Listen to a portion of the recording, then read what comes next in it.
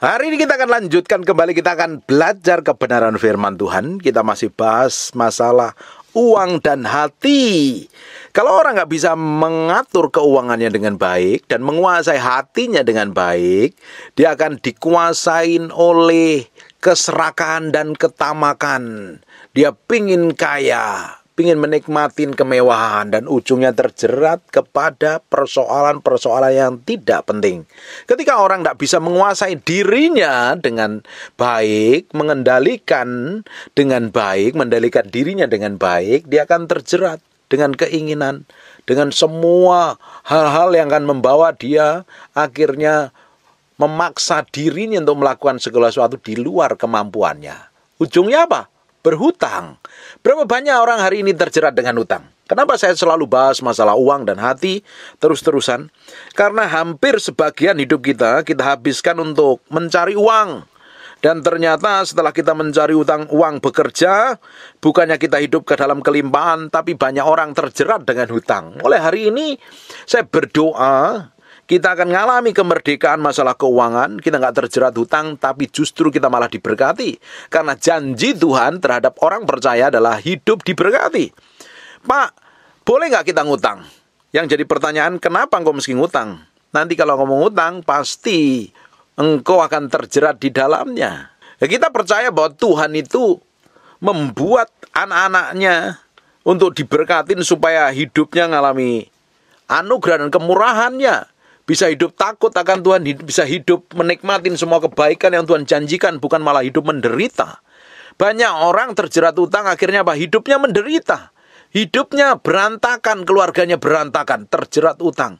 Kenapa kok orang bisa terjerat utang? Banyak faktornya. Salah satunya karena nggak bisa mengelola keuangan dengan baik. Padahal Bapak Ibu dari Senin sampai hari Jumat atau beberapa orang dari hari Sabtu tiap hari cari duit, tapi kalau engkau nggak bisa mengelola keuanganmu dengan baik, ujungnya engkau juga akan terjerat dalam masalah hutang ini. Tapi saya berdoa semua orang yang rajin mendengarkan firman yang saya sampaikan ini, yang terjerat hutang, engkau mengalami breakthrough dan terobosan, dan engkau yang sedang diberkati, engkau bisa dipercayakan harta Tuhan dan kelola dengan baik. Banyak orang ngikutin hawa nafsunya, ujungnya terjerat sampai akhirnya jatuh di dalam kemiskinan. Karena orang yang berhutang menjadi budak yang menghutangi. Jangan sampai harusnya kita menikmati kemerdekaan, malah kita diperbudak dengan hutang. Banyak orang bertanya begini, Pak, apa boleh kita berhutang? Atau apa salahnya kita berhutang? Harusnya kita ini berpikir, kalau kita bertanya itu seperti itu, artinya pertanyaan itu sendiri sudah salah. Kalau pertanyaan sendiri itu sudah salah, maka jangan mengharapkan jawaban yang benar. Jika tetap dijawab juga, maka akan selalu terjadi perbantahan. Harusnya kita ini berpikirnya seperti Tuhan berpikir. Kita akan lihat di kitab Ulangan pasal yang ke-28. Ini ayatnya banyak sekali, tapi saya mau buka di ayat yang ke-12. Tuhan akan membukakan bagimu perbendaharaannya yang melimpah, yakni langit, untuk memberi hujan bagi tanahmu pada masanya dan memberkatin segala pekerjaanmu, sehingga engkau memberi pinjaman kepada banyak bangsa, tetapi engkau sendiri tidak meminta pinjaman. Yang jadi masalahnya banyak orang terjerat hutang karena dia nggak diberkati. Kenapa nggak diberkati? Kenapa orang itu nggak bisa diberkati itu? Kan banyak faktornya. Mungkin dia nggak punya hikmat, pengertian, keahlian. Atau mungkin dia malas dan lain sebagainya. Kenapa? Kok bisa seperti itu? Ya hari ini meski datang sama Tuhan, minta hikmat, pengertian, pengetahuan. Saya sudah ngomong berkali-kali. Setiap orang percaya itu diberikan modal sama Tuhan minimal 1 talenta. Kalau 1 talenta itu, kalau kita rupiahkan hari ini kurang lebih 80 miliar atau 90 miliar lebih loh. 1 talenta Bapak Ibu. Bapak Ibu bisa bayangkan itu, Tuhan kasih modal sama kita. Mungkin Tuhan gak kasih duit sama kamu, tapi Tuhan berikan skill, keahlian, kemampuan, tenaga, pikiran dan lain sebagainya. Ya dikembangkan. Minta hikmat Tuhan, dikoneksi dengan orang-orang secara khusus supaya hidup kita ini mengalami berkat Tuhan. Tuhan berjanji kepada kita ini akan nikmatin berkat dan kelimpahan kok. di Ulangan 28 mulai ayat yang pertama, jika engkau baik-baik mendengar suara Tuhan Allahmu dan melakukan dengan setia segala perintahnya yang kusampaikan kepadamu pada hari ini, maka Tuhan Allahmu akan mengangkat engkau di atas segala bangsa di bumi. Segala berkat ini akan datang kepadamu menjadi bagianmu. Jika engkau mendengar suara Tuhan Allahmu, diberkatilah engkau di kota, diberkatilah engkau di ladang, diberkatilah buah kandunganmu, dan lain sebagainya. Sampai ayat yang ke-12 nih, berisi tentang janji Tuhan. Tuhan memang berjanji kepada kita akan menikmatin hidup berkelimpahan di dalam Kristus. Bahkan kita akan menikmatin janjinya Abraham. Apa yang dijanjikan Abraham itu menjadi bagian kita kalau kita ini menjadi milik Kristus. Harusnya hidup kita ini merdeka dengan masalah uang. Tapi banyak orang belum bisa merdeka. Masih hidup di bawah kutuk sekalipun dia percaya Tuhan. Kutuk kemiskinan, kutuk melaratan menguasai mereka. Padahal Tuhan berjanji supaya hidup kita ini menjadi berkat dan diberkati, menjadi berkat bagi banyak orang. Kita nggak akan bisa memberkati orang-orang miskin dan kekurangan kalau kita sendiri sedang menderita. Bahkan kita terjerat dengan hutang. Berapa banyak orang Kristen terjerat hutang hampir stres. Hari ini Tuhan mau pulihkan hidupmu. Tuhan pingin anak-anaknya menikmati berkat, menikmatin kasih karunia-Nya, menikmatin kelimpahannya. Tuhan kita adalah Bapa yang baik. Dia nggak pingin anak-anaknya menderita kelaparan dan kekurangan. Banyak orang nggak bisa menguasai dirinya dengan baik sehingga dikuasain oleh hawa nafsunya. Dia pingin memiliki segala sesuatu tapi kemampuan nggak ada. Akhirnya terjerat utang kartu kredit, terjerat utang bank. Kalau kita ini sudah terjerat utang, kita menjadi budak kepada orang yang menghutangin kita, baik itu pihak bank atau pihak kartu kredit. Makanya kita sekarang meski pakai hikmat, jangan kita puaskan hawa nafsu kita. Kita belajar mencukupkan diri. Di Amsal 22 ayat yang ke-7, orang kaya menguasai orang miskin. Yang berhutang menjadi budak yang menghutangi. Kalau kita ini berhutang sama orang, kita menjadi budak.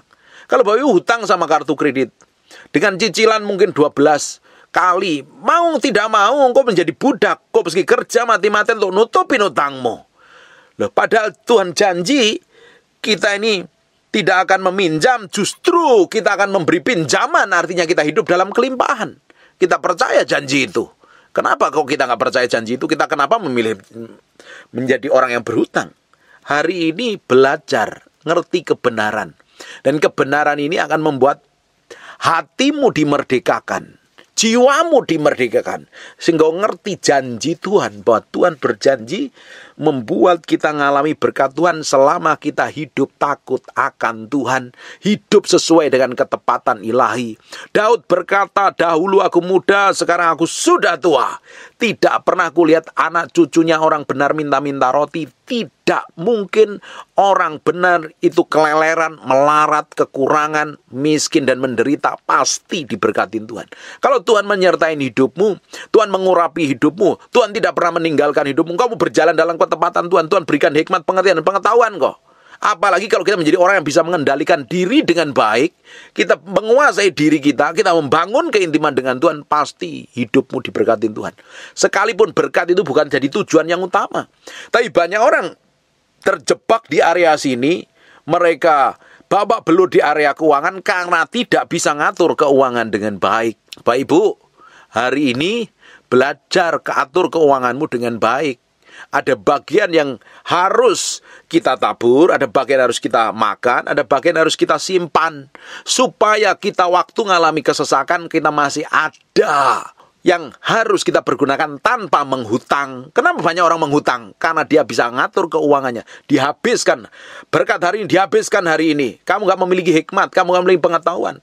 Yusuf tahu persis ketika dia memiliki hikmat, pengertian, pengetahuan, dia orang ini dengar suara Tuhan akan ada masa kekeringan. Masa kekeringan itu, di masa kelimpahan dia nabung, dia simpan, dia pakai hikmat begitu rupa Sehingga waktu masa kekurangan masih ada. Dia bisa makan, bahkan bisa memberi makan saudara-saudaranya. Itu namanya hikmat. Banyak orang hari ini dikuasain dengan hawa nafsunya begitu rupa. Apalagi kalau ke mall ngelihat diskon, ngelihat sale-sale, ngelihat promo. Apalagi kalau ada pameran liburan, ada promo jalan-jalan dengan tiket murah, tiba-tiba pergi. Kalau belum penting dan belum mampu, jangan dipaksakan. Orang itu terjerat dengan hutang karena maksa kemauannya, maksa kemampuannya, tapi tidak punya kekuatan. Akhirnya dia pinjam. Dan ternyata orang yang meminjam itu hasilnya tidak seperti yang sesuai yang dia inginkan. Dia pikir kalau orang minjem kan, oh nanti perkiraan aku dapat untung sekian dan aku akan kembalikan. Tetapi yang terjadi tidak seperti itu. Malah sebaliknya. Banyak orang tidak punya hikmat pengertian dengan tepat, ujungnya mereka mengalami banyak hal yang membuat terjebak dalam masalah hutang ini. Kita mulai pakai hikmat pengertian dan pengetahuan. Hari ini kita akan lihat di 2 Raja-Raja pasal yang ke-6. Pada suatu hari, ayat yang pertama, berkatalah rombongan Nabi kepada Elisa, coba lihat tempat tinggal kami di dekatmu. Ini adalah terlalu sesak bagi kami. Baiklah kami pergi ke sungai Yordan dan masing-masing mengambil 1 balok dari sana supaya kami membuat tempat tinggal untuk kami. Jawab Elisa, pergilah. Lalu berkatalah seorang, silahkan ikutlah dengan hamba-hambamu ini. Jawabnya, baik, aku akan ikut. Maka ikutlah ia dengan mereka. Setelah mereka sampai di sungai Yordan, mereka pun menebang pohon-pohon. Dan terjadilah ketika seorang sedang menumbangkan sebatang pohon, jatuhlah mata kapaknya ke dalam air. Lalu berteriak-teriak, iya, wahai tuanku, itu barang pinjaman. Orang pinjam kan harus mengembalikan. Ternyata waktu pinjam tidak sesuai hasilnya seperti yang dia perkirakan. Waktu dia mengembalikan gak ada hasilnya. Ini kapak pinjaman setelah dipakai harus dikembalikan, gak taunya malah hilang, jatuh, tenggelam. Bapak Ibu, makanya kita mesti pakai hikmat sekarang. Pakai hikmat untuk menimbang, memikir, mengolah dengan baik.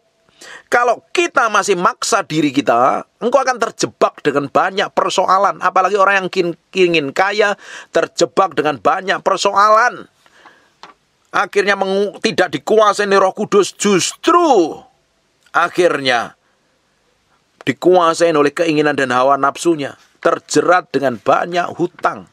Saya ditelepon orang yang banyak hutangnya begitu rupa. Sampai dia pusing putus asa, sampai stres dan bingung loh. Karena apa? Awalnya kena hutang. Karena tidak bisa menguasai diri dengan baik. Jangan pernah berharap kalau engkau hutang, terus kamu bisa atur dengan baik. Karena nggak seperti yang kamu harapkan. Seperti rombongan ini, rombongan Nabi ini. Ketika seorang menumbangkan sebatang pohon, mata kapaknya jatuh ke dalam air. Nggak taunya itu barang pinjaman dan harus dikembalikan. Bagaimana? Mau nggak mau kan harus ganti. Terus bagaimana kalau nggak ganti? Kan butuh mujizat. Makanya kalau engkau sedang terjerat hutang hari ini, engkau perlu mujizat dan engkau butuh mujizat.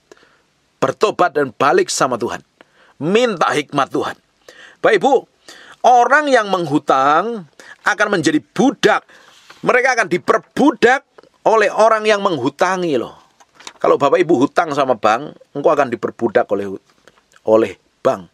Karena tiap bulan engkau harus bayar cicilan, engkau harus bayar cicilan. Dan hutang itu begitu jahat. Uang harusnya menjadi hamba kita, bukan menjadi tuan. Kalau engkau sedang terjerat hutang, uang menjadi tuanmu. Dia adalah tuan yang jahat. Tapi uang ketika kita jadikan hamba, dia jadi hamba yang baik. Bapak Ibu, kalau engkau berhutang dan engkau belum bisa bayar, itu engkau akan benar-benar jadi budak loh. Saya pernah ngalami ini. Saya pernah terjerat hutang gede sekali karena bisnis kami bangkrut. Hancur bisnis kami. Kami ngalami banyak persoalan yang berat sekali loh. Dan memang butuh mujizat loh. Diteleponin bank harus bayar cicilan tiap bulan, diingatkan dan ini itu. Ditelepon pabrik karena kita harus bayar cicilan utang ke pabrik karena kita waktu itu ngambil barang, kita jadi supplier barang, Dan ternyata semuanya ludes bangkrut. Dan itu membuat benar-benar pelajaran yang mahal buat kami. Nah, mulai hari ini, sejak kejadian itu sampai hari ini, kami berdua dengan istri saya ngatur keuangan dengan baik. Kami nggak mau maksa segala sesuatu kalau di luar kemampuan kami nggak mau lakukan. Kita nggak mau paksa. Kalau ada uang beli, kalau nggak ada uang kita nikmatin apa yang ada. Belajar mencukupkan diri dengan apa yang ada. Dan mulai hari ini saya nggak mau berhutang. Saya mau hidup bahagia, mau hidup nikmat. Hidup ini berkat Tuhan kok. Kalau kita berhutang benar-benar tiap bulan kita harus stres. Bapak Ibu belum punya mobil, maksa nyicil mobil. Tapi penghasilanmu pas-pasan. Engkau benar-benar menderita loh. Tiap bulan harus mikirin bagaimana itu bayar cicilannya. Kalau engkau dapat gaji tetap masih oke. Tapi tiba-tiba engkau kerja dan gak dapat penghasilan sama sekali, engkau pusing. Engkau diperbudak dengan cicilan itu. Hari ini belajar. Bisa mengendalikan diri dengan baik. Jangan dikuasain utang. Kita akan lihat di 2 Raja-Raja pasal yang keempat ayat 1 sampai 7. Ini kemarin kita udah pernah bahas ini. Salah seorang dari istri-istri para nabi mengadukan halnya kepada Elisa sambil berseru. Ini istrinya banyak ini ya. Istri-istrinya ini kumpulan para nabi ini banyak utangnya ini kurang lebih. Hambamu suamiku sudah mati dan engkau ini tahu bahwa hambamu itu takut akan Tuhan. Tetapi sekarang penagih hutang itu sudah datang untuk mengambil kedua orang anakku menjadi budaknya. Jawab Elisa kepadanya, apakah yang dapat kuberat bagimu? Beritahukanlah kepadaku apa yang kau punya di rumahku. Perhatikan baik-baik. Ketika seseorang menghutang dan tidak bisa membayar hutangnya itu langsung menjadi budak. Ngeri nggak ini? Bahkan ini anaknya, istrinya Nabi ini, anaknya mau diambil dijadikan budak karena tidak bisa membayar hutang. Tadi dikatakan di Amsal 22 ayat yang ke-7, orang kaya menguasai orang miskin yang berhutang menjadi budak yang menghutanginya. Loh Pak, bagaimana? Saya ini udah terjerat hutang banyak nih Pak hari ini. Saya udah pusing, saya nggak tahu jalan keluarnya. Engkau butuh mujizat. Engkau perlu mujizat Tuhan. Bagaimana Pak caranya? Dimulai engkau bertobat sama Tuhan. Cari Tuhan, kejar Tuhan. Kita akan kembali di 2 Raja-Raja pasal yang ke-6. Ayat yang ke-5 mulai. Dan terjadilah ketika seorang menumbangkan sebatang pohon, jatuhlah mata kapak ke dalam air. Lalu berteriak-teriaklah ia, wahai Tuanku, itu barang pinjaman. Tetapi berkatalah abdi Allah, kemana jatuhnya? Orang itu menunjukkan ke tempat itu kepadanya. Kemudian Elisa memotong sebatang kayu, lalu dilemparkannya ke sana. Maka timbullah mata kapak itu dibuatnya. Lalu katanya, ambillah. Orang itu mengulurkan tangannya dan mengambilnya. Butuh mujizat. Kapak yang tenggelam di alam air. Akhirnya karena Elisa melakukan sesuatu yang ilahi, kapak yang tenggelam itu akhirnya muncul dan kapak itu bisa diambil. Akhirnya kan bisa dikembalikan. Bapak Ibu, kita akan lihat kembali di 2 Raja-Raja pasal yang keempat ayat 1 sampai 7. Istri-istri Nabi ini ngadukan halnya kepada Elisa sambil berseru, hambamu suamiku sudah mati dan engkau ini tahu bahwa hambamu itu takut akan Tuhan. Tetapi sekarang penagih hutang itu sudah datang untuk mengambil kedua orang anakku menjadi budaknya. Akhirnya dia minta tolong sama Elisa dan terjadilah mujizat itu.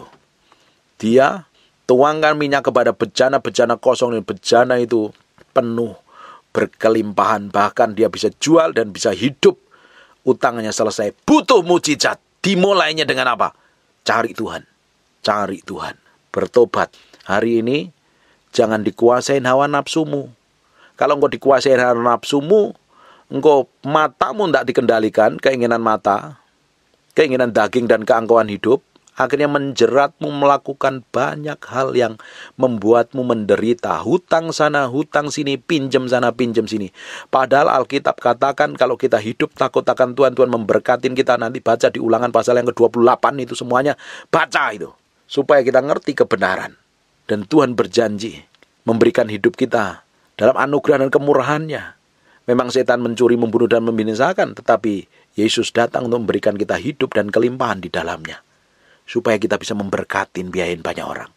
Tapi banyak orang Kristen diperbudak oleh hutang karena nggak bisa menaklukkan matanya, keinginan dagingnya. dipenuhi dengan keangkuhan hidup, terjerat berbagai nafsu, pingin cepet kaya dengan cara berhutang, nggak taunya hasilnya ndak ada, ndak seperti yang diharapkan, akhirnya babak belur. Nikmatin berkat yang Tuhan percayakan padamu hari ini, apa adanya. Jangan maksa diri kalau tidak punya kemampuan.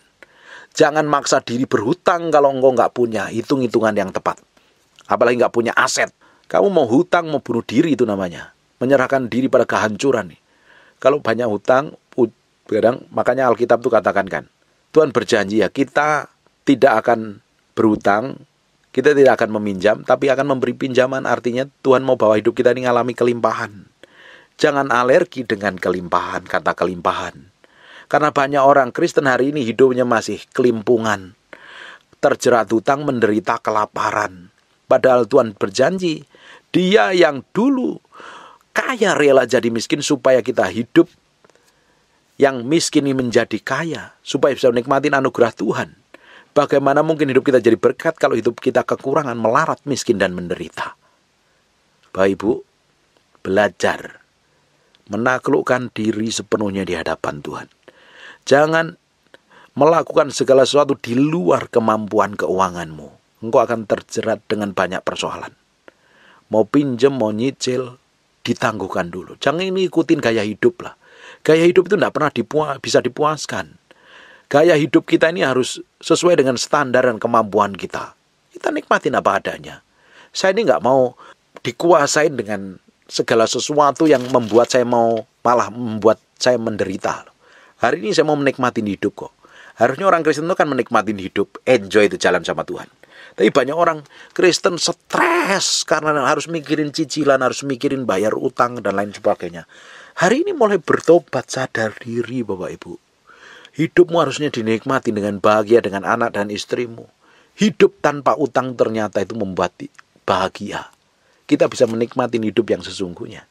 Tapi kalau hidupmu dengan berutang, kau diperbudak dengan utang, tapi kalau penghasilanmu lebih seret, itu yang lebih mengerikan. Hari ini belajar ngatur keuangan dengan baik, supaya hidupmu bisa menikmati berkat sekalipun masa kekurangan. Sekalipun Mesir ngalami masa kekurangan, kekeringan, kelaparan, Yusuf bisa ngatur dengan baik, sehingga bisa melewati masa kekeringan itu loh. Powerful nggak? Luar biasa. Kalau kita bisa ngatur keuangan dengan baik, sekalipun terjadi krisis kayak apapun juga, kita bisa berdiri teguh kok. Tapi kalau kita nggak bisa ngatur keuangan, anak-anak muda biasanya ngikutin tren, nggak pada pentingnya. Ngikutin tren, ngikutin gaya hidup, nggak ada pentingnya sama sekali itu. Kita mau ngikutin kehendak Tuhan. Bagi ibu-ibu juga belajar mengendalikan diri dengan baik. Karena setiap uang yang dipercayakan dalam hidupmu, Tuhan punya maksud dan tujuan. Ada bagian yang harus kita tabur untuk orang-orang yang kekurangan dan menderita. Amin. Saya berdoa ada orang-orang yang sedang terjerat utang sampai stres hari ini. Engkau cari Tuhan dan minta mujizat Tuhan. Minta dibukakan hikmat, pengertian, dan pengetahuan. Apa yang harus kamu kerjakan, apa yang harus kamu lakukan. Minta divine koneksi, dikoneksi orang secara ilahi. Orang-orang tertentu yang buka jalan dalam hidupmu. Tuhan masih sanggup buat mujizat. Ada orang-orang yang terjerat utang berat sekalipun, Tuhan sanggup pulihkan. Seperti kapak yang tenggelam di dalam air. Itu barang pinjaman yang harus dikembalikan. Akhirnya itu kapak muncul ke permukaan dan bisa dikembalikan. Itu janda yang anaknya terhutang mau dijadikan budak. Ini janda berhutang dan anaknya harus dijadikan budak. Akhirnya terjadi mujizat. Hal yang sama akan terjadi dalam hidupmu. Hari ini pilih keputusan. Mulai hari ini saya nggak mau berhutang. Tapi saya akan memberi pinjaman karena saya diberkatin Tuhan. Pola pikirnya harus dirubah dulu. Jangan segala sesuatu harus dilakukan dengan hutang. Kenapa kamu mesti berhutang kalau engkau diberkatin Tuhan? Amin. Saya berdoa ada anak-anak Tuhan yang hari ini diberkatin Tuhan. Mulai cara pandang yang baru. Dan hidup akan mengalami breakthrough dan terobosan. Amin. Tutup matamu, tutup Alkitabmu, kita berdoa. Terima kasih buat firman-Mu, kami kembalikan segala pujian, hormat, pengagungan buat Raja kami yang maha mulia. Dalam nama Yesus Kristus, kami materaikan firman ini dengan darah anak domba Allah. Nempel dalam batin kami, berhari-hari, berminggu, bulan-bulan, firman menjadi kehidupan. Dan mulai hari ini kami menikmati janji Tuhan bahwa kami akan memberi pinjaman dan kami tidak akan meminjam. Kamu berkata orang yang sedang bergumul dengan hutangnya, Tuhan berikan hikmat, pengertian, pengetahuan. Apa yang harus mereka lakukan, apa yang harus mereka kerjakan. Kami percaya dari hikmat pengertian itu Tuhan akan berkatin tangannya, pekerjaan Tuhan akan lunaskan semua hutang-hutangnya dengan baik. Dalam nama Yesus, biar anugerah dan kemurahan-Mu melimpah-limpah. Kami mengucap syukur, kami percaya Tuhan akan membawa kami ke dalam kelimpahan. Kami percaya anugerah-Mu cukup bagi kami. Kamu berdoa orang yang sakit dan mengalami kelemahan tubuh, oleh bilur Yesus, oleh darah Yesus, jadilah engkau tahir, jadilah engkau sembuh, jadilah engkau sehat. Dalam nama Yesus kami berdoa. Haleluya. Amin. And God bless you. Terima kasih Tuhan. Bagimu segala hormat, pujian, pengakuan. Terima kasih Tuhan. Buka matanya sebentar. Siapa yang ingin datang ibadah, pingin ngalami Tuhan, pingin ketemu Tuhan, HP-mu mesti di silent dulu. Kita mesti respect dan hormat akan hadirat Tuhan. Amin. Dari kerinduan Bapak Ibu,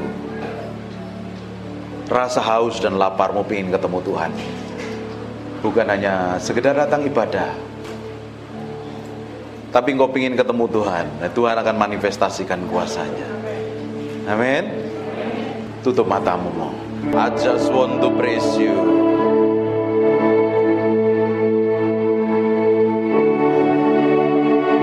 Aku berdoa ada urapan Tuhan sedang turun dalam ruangan ini.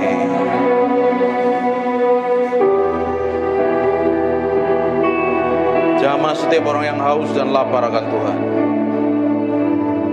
Angkat tanganmu dua-dua.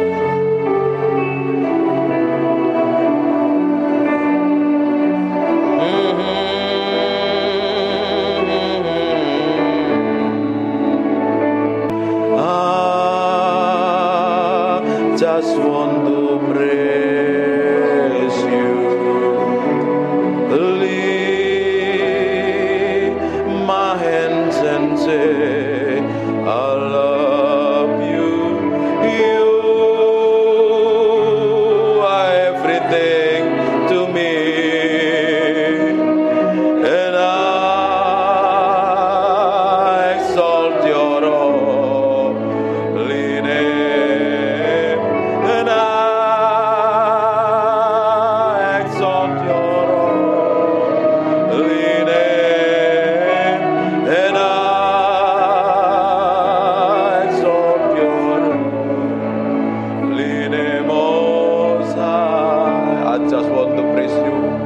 I just want to praise you. I just want to praise you.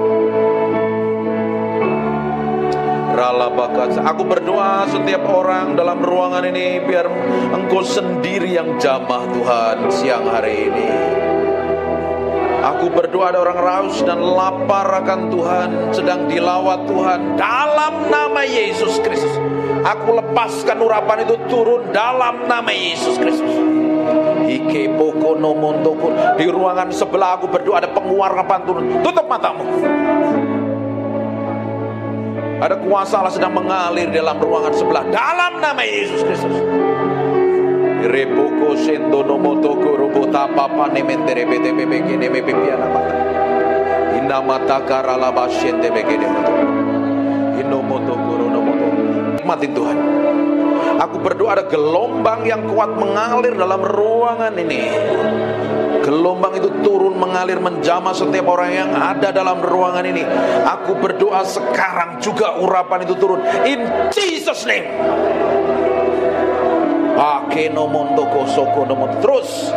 Terus pengurapan itu semakin kuat jamah dan urapi, bahwa mereka mengalami pengalaman pribadimu dengan ajaib dan dahsyat. Nikmatin Tuhan. Nikmatin Tuhan. Fokus sama Tuhan. Alami Tuhan siang hari ini. Alami Tuhan. Alami Tuhan. Alami Tuhan. Ada beberapa orang sedang dijamah, aku berdoa. Ada seseorang yang sedang dipenuhi dengan urapan, mengalir dari ujung rambut sampai telapak kaki. Ada sesuatu yang bergerak semakin kuat. Aku berdoa pengurapan itu semakin meluap. Penuhi mereka dalam ruangan ini dengan hadirat-Mu. Agar ada orang-orang yang sudah lama tidak ikut Tuhan, sudah jauh dengan Tuhan, hari ini sedang Tuhan sedang menjamah-Mu. Maka rabasekene mende bikene mende imende bikene mende pipi namata. Sembah Dia, mulai sembah Dia, semakin kuat. Makirobotokon, seperti gelombang mengalir dalam ruangan ini, memenuhi orang-orang yang haus dan lapar akan hadirat-Mu.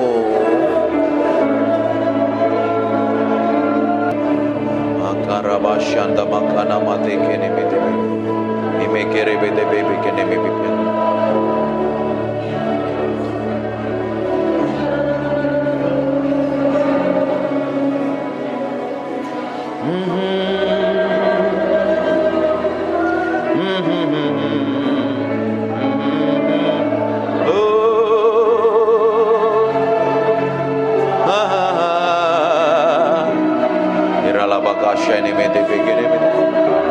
Ini bagian-Mu Tuhan, Engkau sedang menjamah umat-Mu.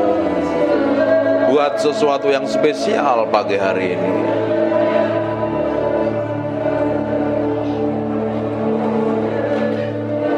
I just want to praise You, lift my hand, I love You, You are everything to me, and I exalt Your holy name, and I exalt Your holy name, and I exalt Your holy name, Most High. Terima kasih Tuhan. Biar pengurapan-Mu tetap hadir dalam ruangan ini. Kami hormati Engkau, kami hargai Engkau. Engkau yang layak dipuji dan disanjung. Biar pengurapan-Mu, roh hikmat, wahyu dan pengertian tetap tinggal di antara kami. Dalam nama Yesus. Haleluya. Amin. Silakan duduk kembali. Breathe upon me. Come breathe upon me, breath of God. Matiin handphone. Breathe upon me, Spirit of the Lord, as I lift my hand in surrender to Your name, Most High. I'm yielding to Your Spirit, walking in Your love. Jesus, I adore. Jesus, I adore. Ada anak kecil bisa di kamar sebelah, ruangan sebelah. Jesus, I adore Your holy name. Breathe upon me, breath of God. Breathe upon me, Spirit of the Lord, as I lift my hand in surrender to Your name, Most High. I'm yielding